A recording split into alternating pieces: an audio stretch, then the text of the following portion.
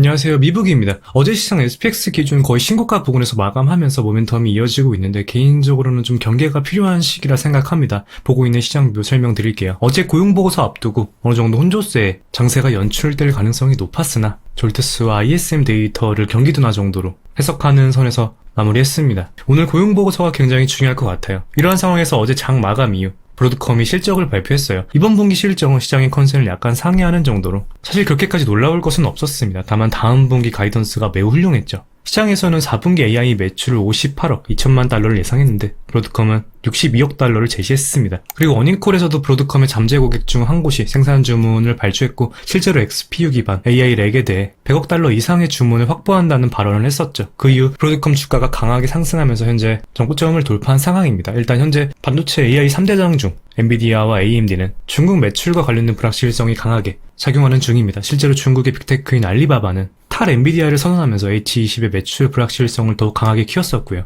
엔비디아와 AMD는 이에 따라 지속적으로 하락 행보 중이고 레거시 반도체는 업황 자체가 좋지 않아요. 실제로 브로드컴의 어닝콜에서도 BAI 반도체의 회복세는 빠르지 않다고 발언하기도 했고요. 레거시 반도체와 엔비디아, AMD를 제외하면 단기 투자처는 브로드컴이 거의 유일하다고 봅니다. 브로드컴이 반도체 섹터 전체적인 모멘텀을 흡수하는 장세로 전개될 가능성이 높다고 보고 있어요.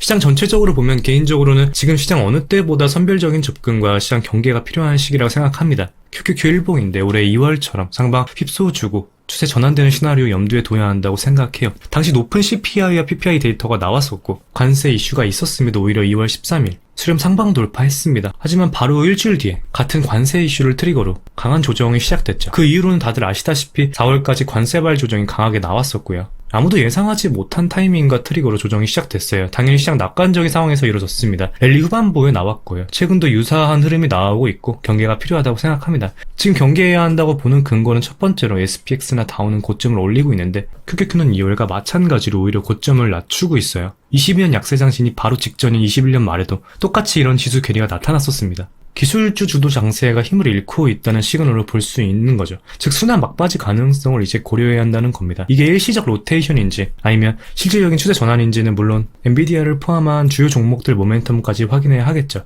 그래서 두 번째 이유가 바로 시총률이 엔비디아가 약하다는 점입니다. 엔비디아 저번 주 주봉 빗각 위에서 마감하며 추세 훼손되지 않았는데 이번 주 빗각 이탈할 가능성이 매우 높은 상황이에요. 시총 1위이자 AI 서사의 핵심인 엔비디아가 버티지 못하면 시장 전반이 흔들릴 수 있습니다. 엔비디아는 지금 단순히 한 종목이 아니라 AI 테마와 반도체 업종 전체를 대표하기에 엔비디아의 약세는 곧 주도 업종의 필요를 보여주는 지표라 할 수 있어요. 그리고 SXX 변동성이 예사롭지 않다는 점도 걸리고요. 4월부터 랠리 주도한 섹터는 단연 반도체였습니다. 하지만 그런 반도체가 7월부터 SXX 240에서 250 박스권을 만들고 있어요. 지수 투자보다 개별 투자가 유리하다고 말씀드리는 이유예요. 그 과정에서 위아래로 휩서 빈번하게 나오고 있습니다. 8월부터 무려 5번이나 동반됐어요. 경험상 SXX는 변곡 구간에서 이렇게 큰 변동성을 보이는 경우가 굉장히 많았습니다. 마지막 근거로는 최근 말씀드린 9월 계절성에 대한 내러티브라고 생각하고요. 물론 현재 시장 상승 추세에 있기 때문에 당연히 상승 추세를 추종하는 전략이 기본 베이스가 되는 게 맞겠죠. 시장 전반의 추세는 유효한 상황이니까요.